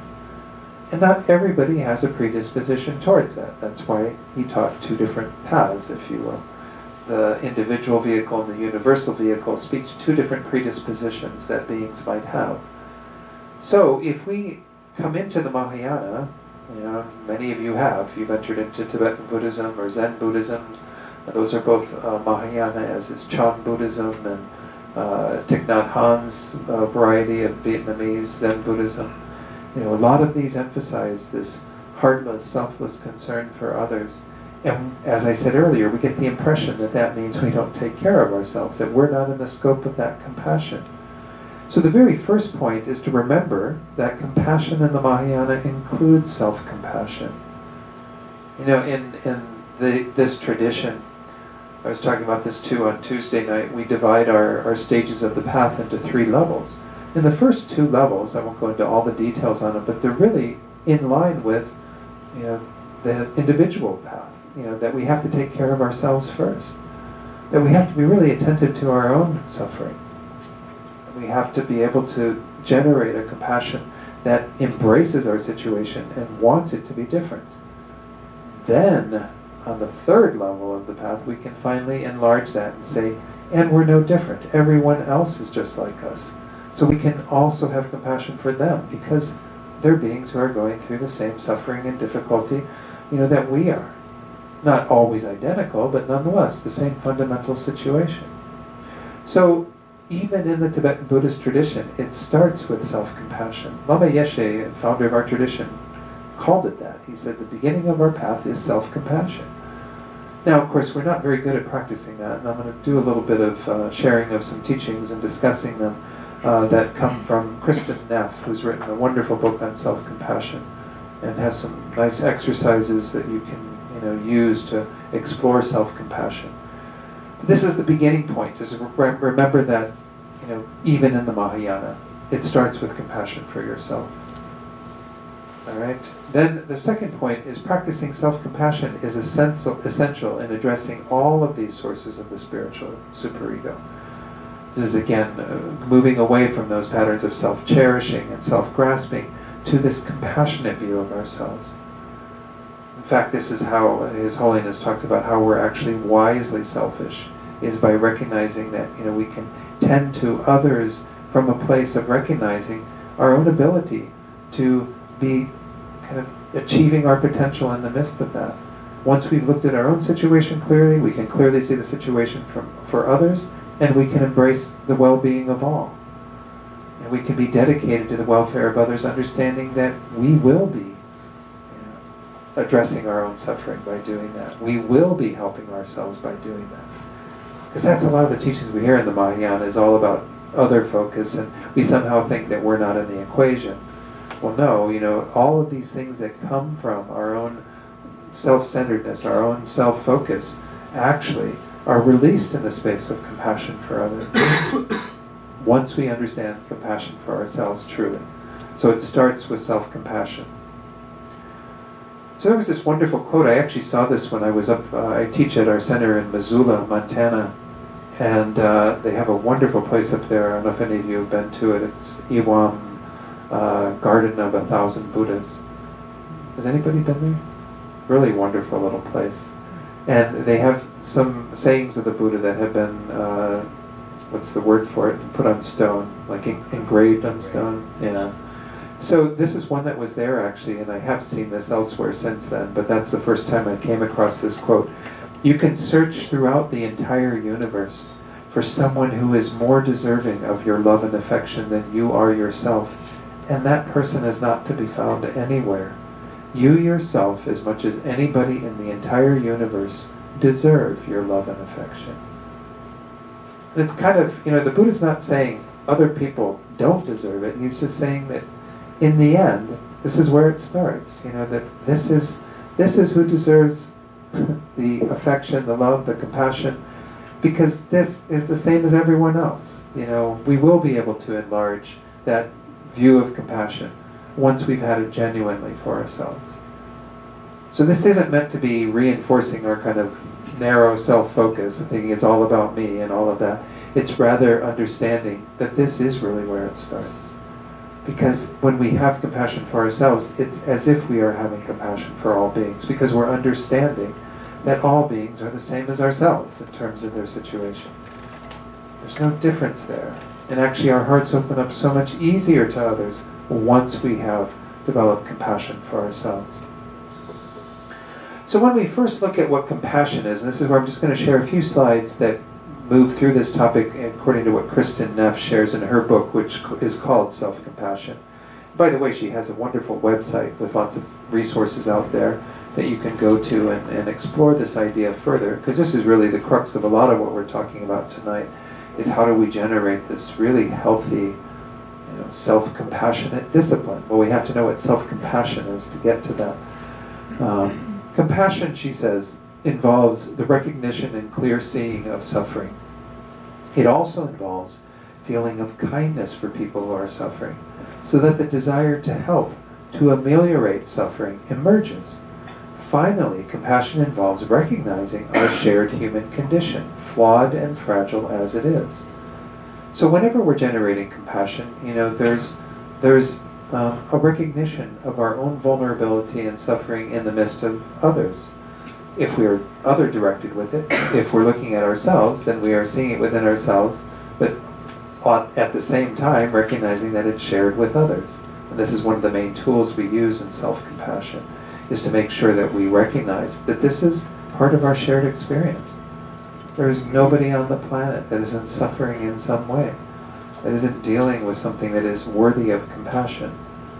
So when we take that term of compassion and we relate it to ourselves, she goes on to say, self-compassion by definition involves these very same qualities. It requires that we stop to recognize our own suffering. This is, of course, in Buddhist terms, suffering can get much larger than just a headache or grief or these sorts of more tangible experiences of suffering that we do have. Every one of us has experienced these, whether they be illness or the suffering of aging or the suffering of being separated from the things that you want or not getting the things that you desire or whatever. All of these things we know. These are the more grosser forms of suffering that we all deal with. But we even deal with in Buddhism this idea that there's a dissatisfaction that's kind of the undercurrent of all of our experiences. The fact that we never really feel fully satisfied. No matter what we do, it doesn't quite meet our needs. We're never fully kind of capable of sustaining that pleasurable experience or happiness experience. It always is very transitory. And it doesn't in any way address our fundamental dissatisfaction, which we're kind of always dealing with. So, we have to begin to open to the ways that we see ourselves as a suffering being, acknowledge our own suffering. She says we can't be moved by our own pain if we don't even acknowledge that it exists in the first place. And it was kind of interesting, when I was studying over in Italy, the very first summer I came home, I visited my parents, we went to see my brother, my younger brother, and I have a bit of a friction thing. I don't know what it is. It's just always kind of been there. But anyway, my brother kept pestering me to tell me, what are you learning over there? Tell me what you're learning. And I was like, no, I don't really feel like talking about it. Like, tell me what you're learning. Tell me what you're learning. Well, in the traditional teachings that the Buddha gave, he started with this idea of suffering. He said, this is the starting point. We all need to see our own suffering. So I thought, well, okay, he wants to hear something. I'll tell him about his suffering. It wasn't the wisest thing for me to do. But he could not get this point at all that he was suffering. I mean, he was just like total denial. I care for my brother greatly, but nonetheless, it was just an example to me of kind of how that is really a big step, kind of opening up to seeing ourselves as suffering. Because once more, the Buddha isn't just talking about those grosser forms of suffering. He's talking about a deeper level of discontentment that's always sort of under the surface, that is part of our conditioned existence. And we'll go into that in more detail through this weekend and some of the other teachings that I'm doing here. But examine for yourself, again, to what extent do you have a cognizance and a willingness to look at your own suffering, to see yourself as a suffering being. That's kind of where it starts, is to be able to give some validation to our own suffering. So then she goes on to talk about three qualities, and this is kind of the three things that we're going to spend most of the rest of the time sort of looking at. We got a few more slides after that, but kind of the three things that really help us to have a nice flavor to our self-compassion. We can use any one of these three individually at the time when we're trying to practice that, but they're really helpful if we do all three of these. So she says, as she's defined it, self-compassion entails three core components. First, it requires self-kindness, that we be gentle and understanding with ourselves, rather than harshly critical and judgmental. Of course, this is what we've been talking about tonight. But this is kind of where we begin to change the language and the ways that we speak to ourselves. She often points out that if we really examine how the language we use when we're critical of ourselves, we would never use that with a dear friend who came to us with a similar problem, right? We're really quite harsh with our language in terms of the way we look at ourselves. We need to be that kind of kind parent who, when we've had something, a failing that we've noticed about ourselves, isn't going to be totally pounding it all in on how bad we are, but rather the gentle, guiding voice that helps us to recognize all the things we've already talked about tonight, that our failings are learnings, that we actually have a deeper potential to know greater qualities and so on, that these things are capable of being addressed. We want that kind of voice for ourselves, that kind of kind voice, as opposed to the harsh and critical one. We'll talk about this more in a minute. Second, it requires recognition of our common humanity. This is a part of, once more, opening to that reality that our suffering isn't unique. Yes, our individual situation in terms of all the causes and conditions and exactly what happened is unique in that regard. I'm not denying that. But the fundamental level that we're dealing with in terms of having that dissatisfaction, experiencing things that are not going to ultimately last and provide lasting peace, we're all the same. There's no difference between any of us in the room, between any other humans on this planet, between humans and any other beings on this planet. We're all dealing with this fundamental dissatisfaction. So this is an important part of it, is to sort of recognize that we're not alone in this. One of the things that if we do examine, it's more, again, that self-grasping and self-centeredness that's operative, that when we become focused on our own suffering in this self-critical way, or we put ourselves down in that way, we're not opening up to the reality of others being in the same situation. We somehow think that there's something quite different about our own space of suffering. We're not that special in our suffering, if you will. We're all the same in our suffering. And I'm not, again, this isn't meant to, put anybody down by saying that. It's simply to recognize that actually this is how we make sure that we do treat ourselves with kindness, because we do see that it is something that other beings are going through. Kind of opening up to that possibility. The third thing that she points out, the third component, is mindfulness. Now mindfulness, of course, is a big buzzword. I think self-compassion has gotten to be a bigger buzzword in the Buddhist circles, but even in the world at large, mindfulness is huge now, right? It's become like its own industry. There's even Mindful magazine, which I've never looked at it. I'm not sure what it really has to afford. Mindfulness is something we practice, and it's something that we really don't read about, you practice it. And we all have mindfulness to some degree, but we have to have a mindfulness that is able to be aware at the moment of what's going on and be able to use the teachings that we have to transform that, to work with that in a much different way, a more healthier way, not the habitual ways that cause us to have that low self-esteem, that spiritual superego that we were talking about earlier. So she says it requires mindfulness, that we hold our experience in balanced awareness rather than ignoring our pain or exaggerating it. We must achieve and combine these three essential elements in order to be truly self-compassionate. So it means that we're not going to go into our habitual storylines and all the other stuff that we do. We're going to be mindfully aware of what's happening and aware at the time of what's a healthier attitude that we can have, this attitude of self-compassion. So let's look at each of these a bit more. I'm going to go into kind of a deeper investigation of these three, because if you walk away with nothing more than these three tonight, that's huge. And even just one of these three, if you can work with them, I think that's big. So the first one, self-kindness. The idea is first to, as she said, stop the harsh criticism and self-judgment, mostly by seeing that they harm us. Just in the way that when we heard those voices from our parents, and I'm sure every one of you in the room heard some harsh critical voices from your parents. Maybe your parents, again, were like Mother Teresa or something. Actually, I heard Mother Teresa could be pretty harsh too, so maybe that's not a good example.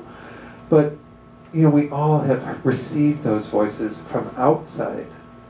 We know that they're not so helpful. We know how we feel. So why do we give those voices to ourselves? Why do we treat ourselves in that way? We need to have some attention in stopping that, by actively comforting ourselves. This is the other side of it.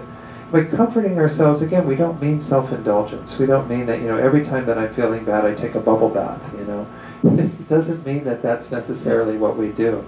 It means that we try to give our mind a bubble bath.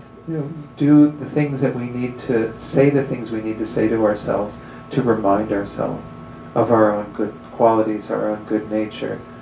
To be really that guiding, caring parent that, again, isn't blind to the faults, the imperfections, but embraces the totality. Doesn't focus on just the one, but make sure that there's a balanced view.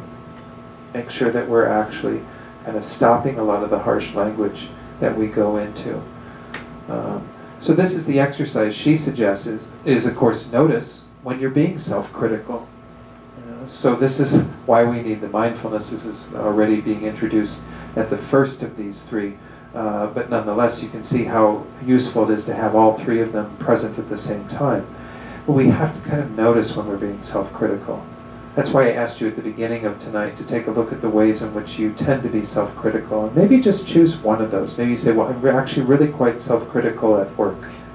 Okay, so then you're going to work on that and kind of see the ways in which, that pattern is harsh language. Kind of notice what's going on when that's happening. Make an active effort to soften the self-critical voice with compassion. There's different ways to get the same, or to get to the result that you want.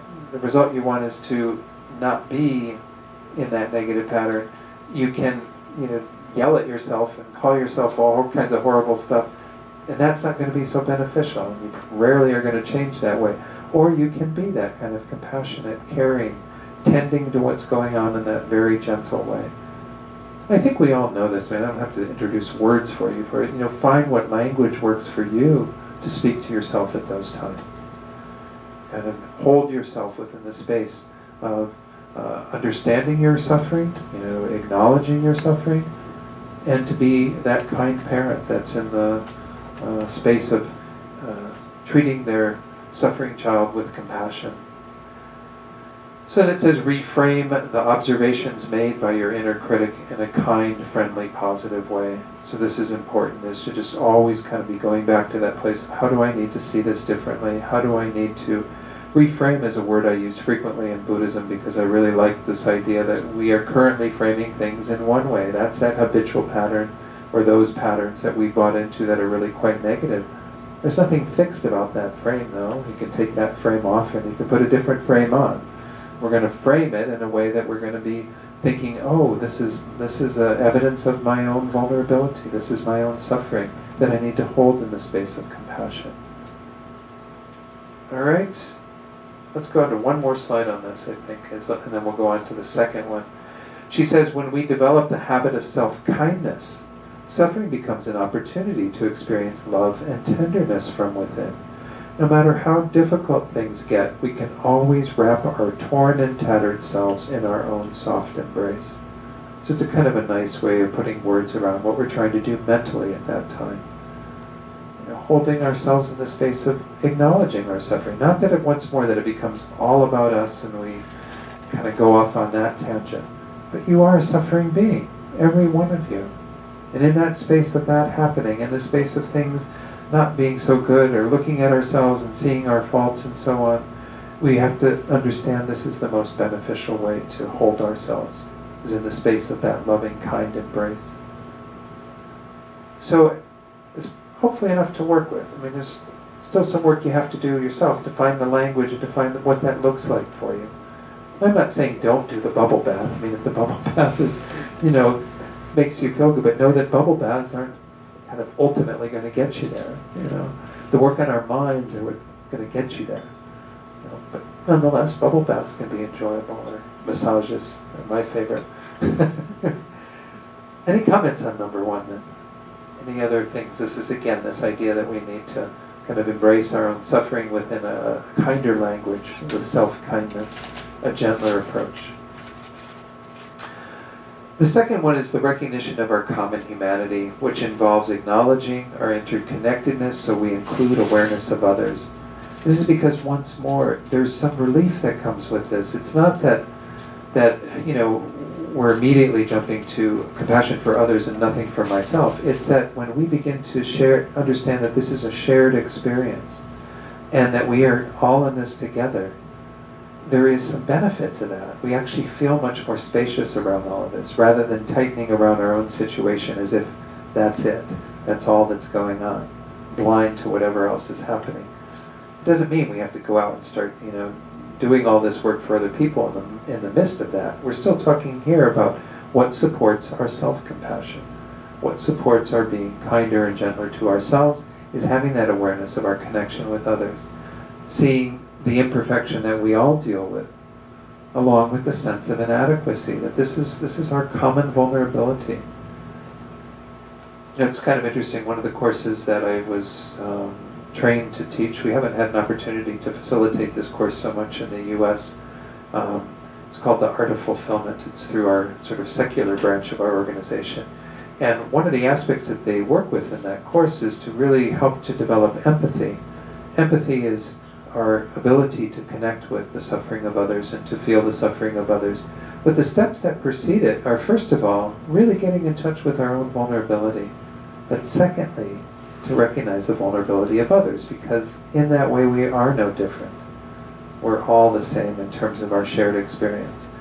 Then there's ground for empathy, and on the basis of empathy, there's ground for compassion and love and other emotions that can be directed towards all beings, ourselves included. So we all do have to kind of understand that we are dealing with fundamentally imperfect, vulnerable selves, and we have to recognize that that's part of our shared situation. And from that we can then develop more compassion for ourselves in that wider space of the larger situation. So the next slide is her sharing just a little bit more on this idea. She says, in recognizing the second component, the shared nature of our imperfection, self-compassion provides the sense of connectedness needed to truly thrive and reach our full potential. Instead of looking outside ourselves for a sense of acceptance and belonging, we can satisfy these needs by looking within. Kind of seeing that we do have resources within ourselves, that are speaking to our own potential. But it comes from understanding, the shared situation that we're all in, the shared potential even that we all do have. So there's some kind of hopefulness, I suppose, in this second one, to some degree. It is a little hard to kind of embrace this reality for all beings, but it's not the way it has to be. And this is the one thing we always have to understand, even though the Buddha started with suffering, as I said, with understanding that as our fundamental situation. He didn't stop there. He didn't say, oh, well, that's just the way it is, sorry. He went on to say, and it can be different. So when we have that understanding that we all can develop to that degree, then there's room for self-compassion, because that's our situation, and then that compassion will help us to connect to others. The third point is mindfulness, as I mentioned earlier. Having clear seeing and a full acceptance of what's occurring in the present moment. She even calls this facing up to reality. Sometimes this is where in our society there is frequently, the use of alcohol or drugs or things, even distraction through other sense objects of, overindulging in food or other things that distract us away from what we're actually feeling.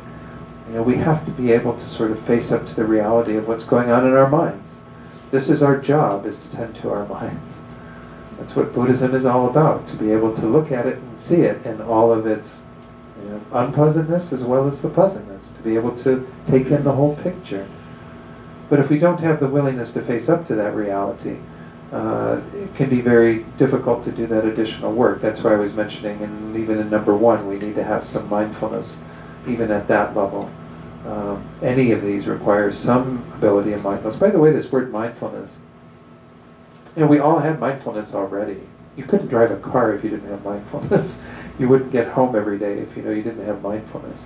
Mindfulness is a sense of kind of non-forgetting and staying with the things that you need to attend to. And so, by that presentness, that being with what's going on and knowing what needs to be done, that's how we actually make changes. So it's just taking what we already have in the way of mindfulness and applying it in a spiritual direction, saying, I'm going to use this to actually, as it says here, respond compassionately and effectively, rather than reacting in our more habitual, harmful ways. This is like preview of the weekend again. Seems like this was a good one to do tonight, because it's all kind of what's coming up this weekend is really how do we make sure that we have proper responses to what's going on that are positive, rather than all these negative reactions. So, if we actually tend to ourselves in this way, being mindful, being clear about what's going on, we'll have much greater benefits in the future and lessen some of these negative voices that are in our minds. It's a lot to fit on a screen. When I condense the screen, it looks like a lot more words, but I'll read this bit about mindfulness. She's got a few quotes here that I'm going to share. Mindfulness is not some special esoteric practice we have to pull out of a magician's hat. We're all innately gifted with the ability to be aware of our own field of awareness. This means that it is fully within our power to be mindful. That's just what I was just explaining, right? You couldn't do all the things that you do without some level of mindfulness. It's where this whole emphasis on mindfulness in our society, it's a nice thing, but once more, we already do have this. We just need to apply it in a particular way. So this means that it is, I read that part, mostly the key is intentionality. Intentionally choosing to focus on the thoughts, emotions, and sensations that are arising in the present moment in a friendly, non-judgmental way. So to be kind of embracing that as part of our experience, not numbing out with alcohol and other things or doing things that are about avoiding it, but to say, wow, okay, this is coming up, my own faults, my own failings, my own difficulties, and to be able to hold an awareness of that. Not that, again, we accentuate that in any way, but rather we then do what needs to be done by the other steps that we've looked at. Having more compassion for ourselves, being kind to ourselves, embracing the reality that we're all in this shared situation. Then a quote that I actually took from a Shambhala Sun magazine article of Kristen Neff's. She says, at the same time, she added this point that I thought was worth adding. At the same time, this mindfulness prevents us from becoming over-identified with negative thoughts or feelings. I mentioned that earlier, right? We tend to really think that that's who we are when the negative stuff is happening. This type of rumination narrows our focus to ourselves and damages our feelings of self-worth.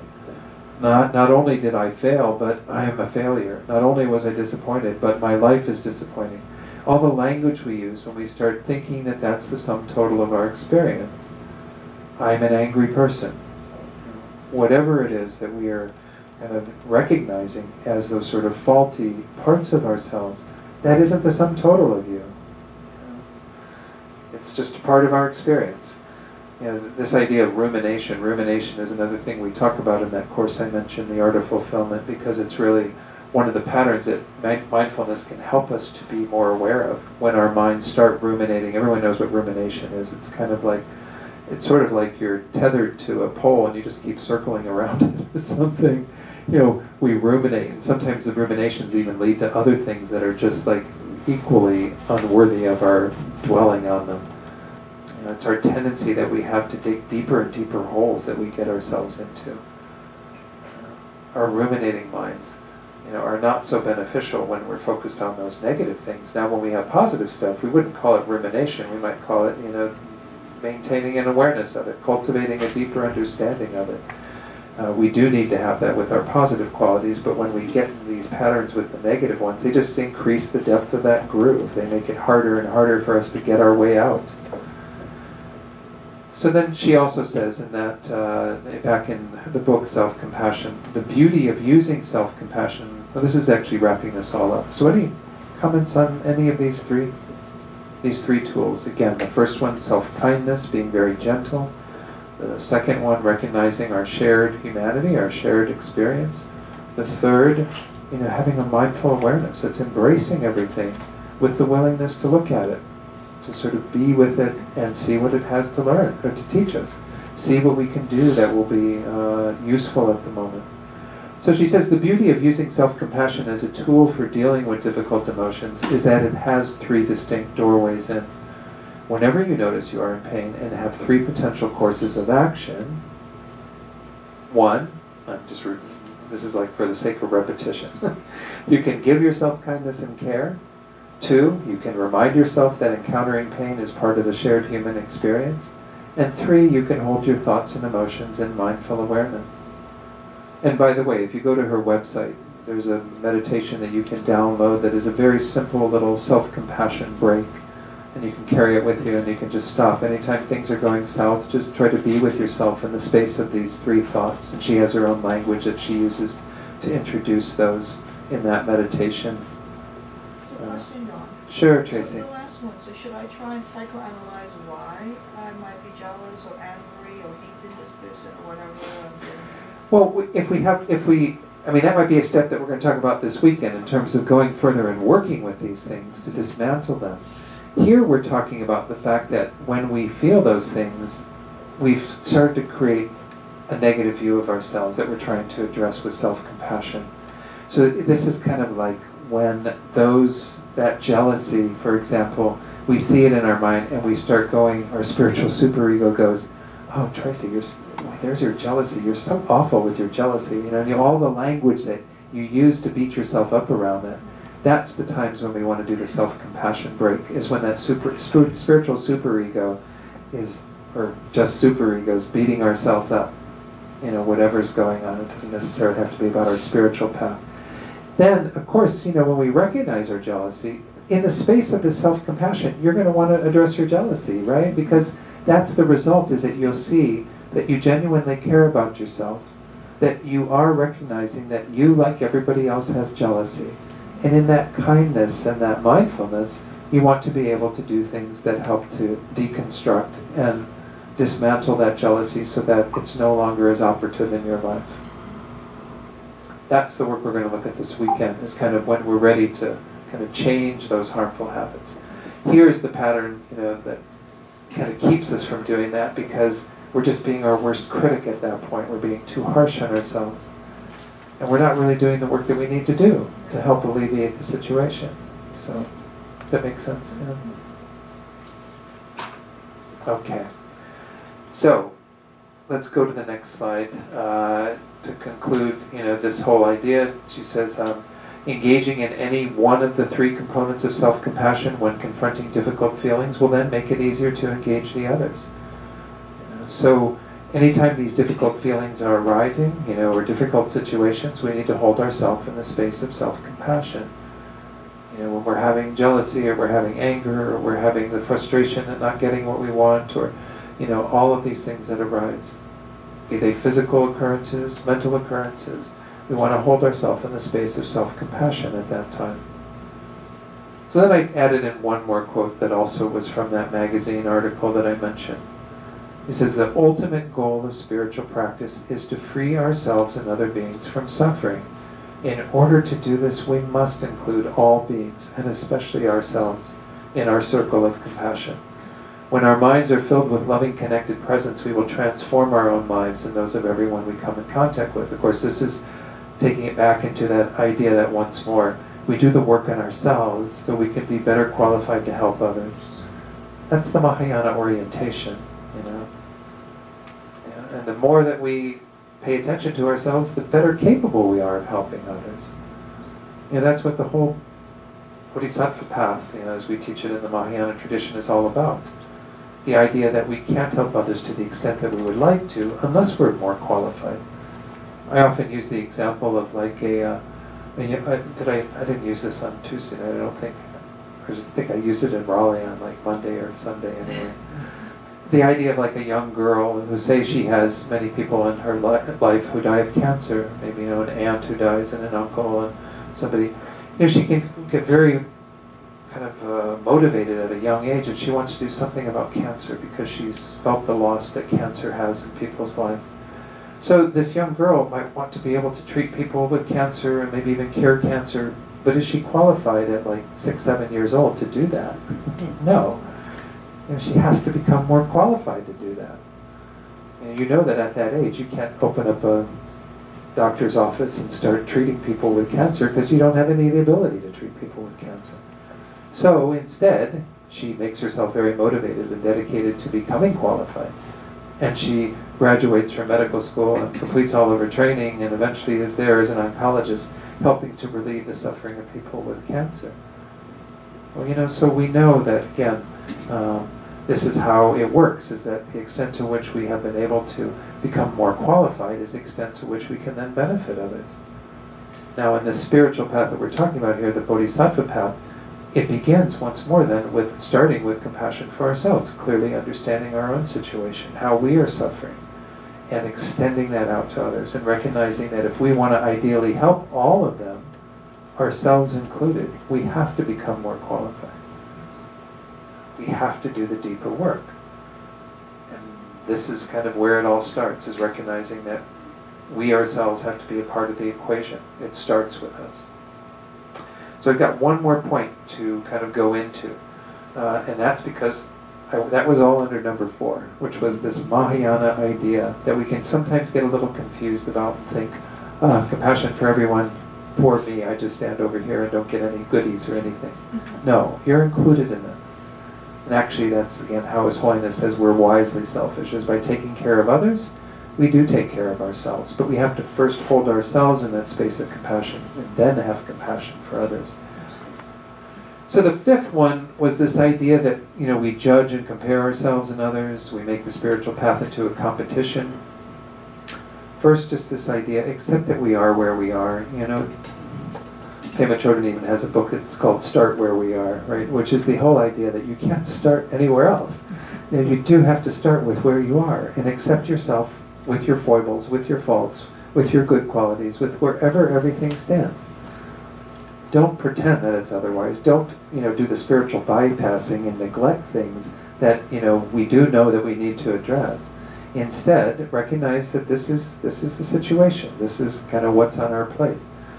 And then see that judging isn't helpful. Return to a more present connection to the whole experience. Judging is really never helpful. And judgment is such a key part of our culture too, right? We do so much judgment of others, and then we feel quite valid kind of doing the same judgment towards ourselves. And in that way, just really kind of creates more confusion. It's really not helpful. You know, return to this more present connection to what's going on, to the whole experience. Recognize that we are just where we are, and not much more that we can do about that at the moment, other than continue to do the work. Also cultivate an appreciation for other and ourselves, understanding that each of us will practice the path in our own way. This is one thing too, that we're not like cookie cutter Buddhists, you know, everybody being exactly the same. The spiritual path is going to look different for every single one of you. Just like your lives are different. Every single one of us has very different lives in terms of who we relate to, what work we do, all of that. So your path is going to be unique too. So if you're looking at others and going, you know, wow, they're able to sit down and meditate so calmly, and of course you don't know, they might look really calm on the outside. Their mind is like a boiling pot of water or something, but yeah. Don't make those kinds of judgments that, you know, everybody's supposed to practice the same way. Everybody's supposed to do it exactly, you know. This is something that's really hard. Even I notice at the group retreats at Light of the Past, sometimes there's a lot of kind of comparing and judging going on, like, you know, oh, I'm not doing as many prostrations as other people, or I'm not sitting quite as calmly, or whatever. Just, you know, do what you need to do. Recognize that you're going to practice the path in your own individual way, based on your own inclination. So these are some bits of advice I think that I've come across through my own learning, as well as, you know, things I've discerned through my own practice. You know, so I hope that this is, you know, been of some benefit. So the last thing I'm going to put up here is finally have fun.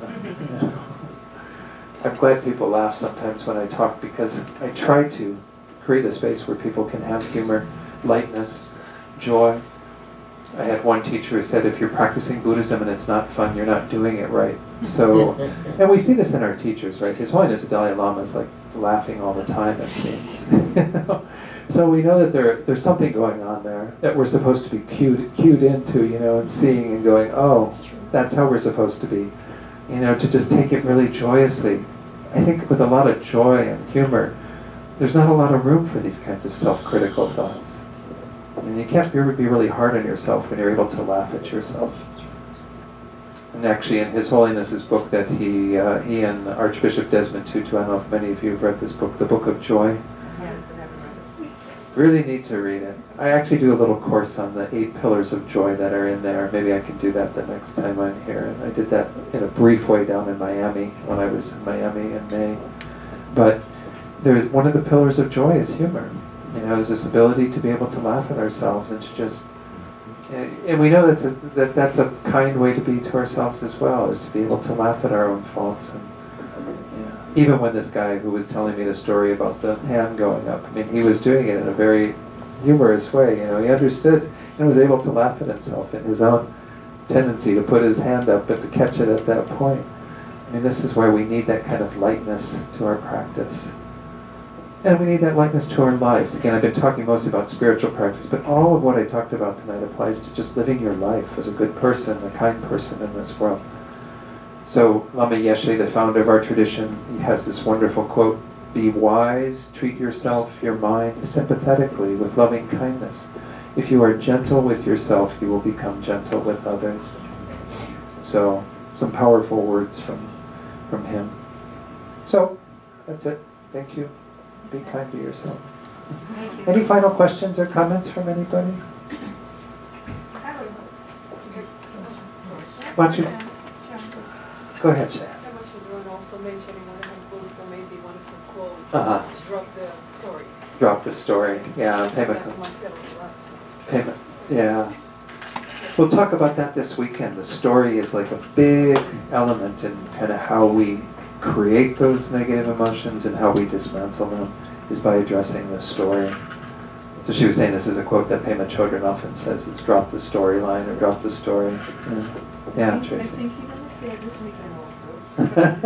There's conflict in how much compassion you should have for yourself and with teachers. Like, there's some teachers, I can't be specific now, but where if you stay in a situation, you're going to help develop your mind. Maybe you're there to help develop your mind, but then how much compassion should I have for myself and remove myself from the situation because it's too much. So maybe I should wait for this weekend. Well, I can say just a few words. We're at 9 o'clock already too. I don't want to keep people here too late, but I think this is what it means to have that mindfulness as well, to have that as a component, because we need to be able to check in and see, are we going beyond our capabilities? Are we overextending ourselves to where there's risk that we won't develop our qualities, instead we'll go to the negative tendencies because we're not capable of practicing at that level. Just like if you had somebody who was learning to be a tightrope walker, and they knew that, you know, if they were challenging themselves with a particular challenge that was beyond their ability, they knew there was the potential that they would fall. So it's kind of the same thing with ourselves. If we have the mindful awareness to kind of go, oh, I'm kind of overextending right now. I know that there's a good chance that I'm going to get angry because I feel like I'm not capable of really being compassionate at that level. Then we pull back in all kindness to ourselves, not out of any hatred or disregard for the other person, but of recognizing that we aren't yet at the place that we need to be able to do that work. So this is something we have to learn over time. There's no fix for this that I can give, you know, like a quick fix. Oh, this is how you do it. You know, you have your little app on your phone that tells you when you're going down that road. Or what do they call those things that you wear around your wrist that get all your miles? Fitbit. There's no Fitbit for your mind that kind of says, okay, you know, you're going too far. You're overextending yourself. There's, you know. A light beacon, which is, you know, red light would be important, you know. So yeah, we may touch on that a bit this weekend too, but these are great. Thank you all for your participation in tonight as well with the things you've shared. I really appreciate it as usual. So let's just have a few thoughts of dedication at the end, and we're going to recite, if you open your prayer book to page 235, we're just going to recite 2 prayers there, the first and the second ones on that page. Dedication is all about the fact that what we've done with our minds over these last 2 hours is plant some really amazing seeds, hopefully. Hopefully you've heard at least a few things. Maybe you can even take note right now of a few things that you'd like to practice that you heard tonight. Even just one thing is amazing. You'll be able to walk away with some tool that you can use in your life. And think that by the virtue of doing that, planting that seed, that it will bring forth the greatest possible result. That all of the efforts that follow from this will all be able to help you and all beings to achieve their greatest potential. That's the first verse that we're going to recite. The second verse is all about that mind that is in the Mahayana tradition, that dedication to the welfare of all beings we call bodhicitta. The idea that if we practice that well, we can become enlightened for the sake of all beings. So we want that mind to continue to deepen and grow in our own hearts and in the hearts of others. So let's recite those 2 prayers with those thoughts in mind. Due to the merits of these virtuous actions, may I quickly attain the state of a Guru Buddha and lead all living beings without exception into that enlightened state. May the supreme jewel bodhicitta that has not arisen arise and grow, and may that which has arisen not diminish but increase more and more.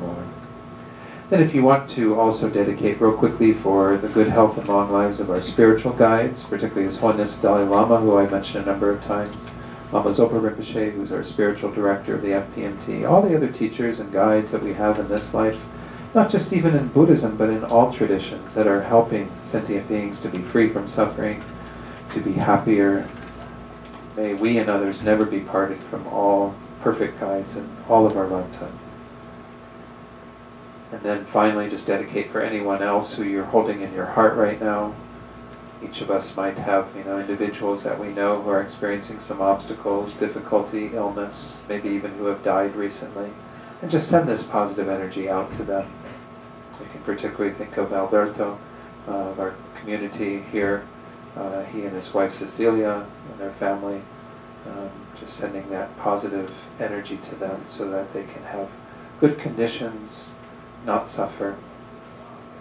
And may all beings find peace and happiness through our efforts here tonight.